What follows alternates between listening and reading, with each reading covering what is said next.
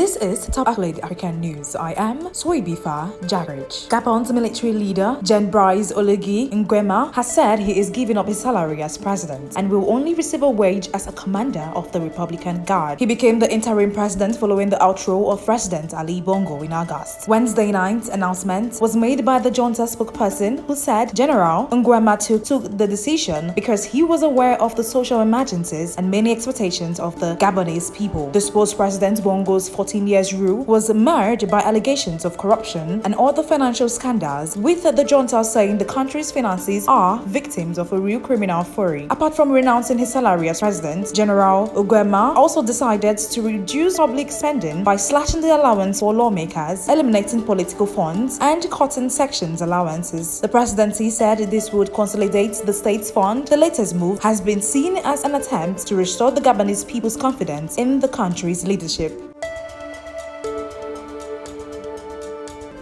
Kenya's President William Ruto has approved controversial legislation that will see the biggest shakeup of the health sector in more than 20 years. His plan revolves around promoting universal health care and requires all workers to contribute 2.75% of their salaries towards a new health fund. The government says it will make healthcare more affordable and accessible for poorer Kenyans, but it has proved unpopular with many Kenyans who see it as a new tax. They say it is the latest in a series of measures that Mr. Ruto has introduced, worsening the cost of living crisis, despite the fact that he won elections last year with a promise to ease the financial difficulties of families. Some also fear that the new healthcare fund will be beset by corruption like the existing one, meaning they are often unable to access health services they are entitled to. But Parliament has backed Mr. Ruto passing the social health insurance bill along with 3 other health bills on Tuesday. Currently, Kenyans pay between 150 Kenyan shillings and 1,700 shillings monthly to a National Health Insurance Fund (NHIF). It will be replaced with a new fund with the minimum contribution set to double and most salaried workers contributing a higher proportion of their pay.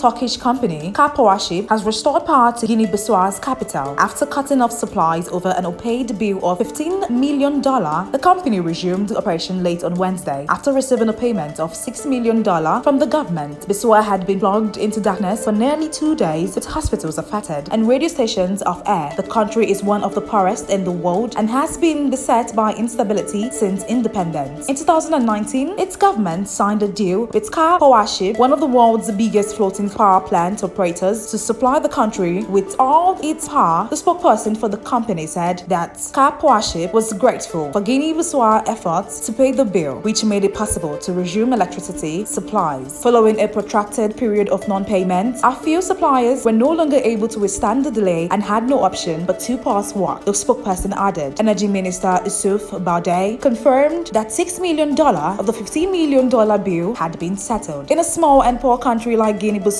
carrying out a transfer operation of this level, $10 million, takes time, he said. He added that the contract with Car Power Ship needed to be renegotiated because costs had almost doubled since it came into effect, making it unaffordable.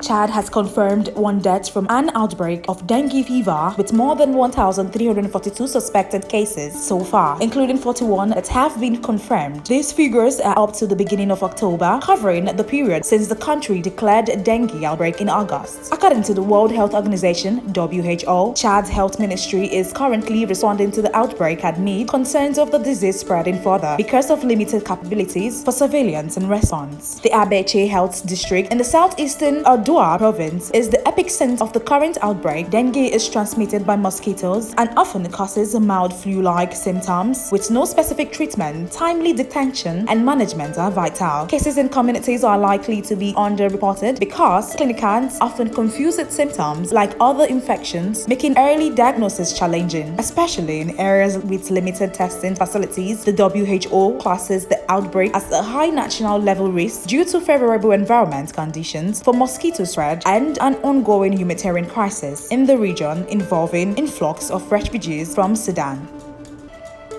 That is the size of Top Accolade African News. You can follow us on all social media platforms as displayed on your screen. Happy Thursday.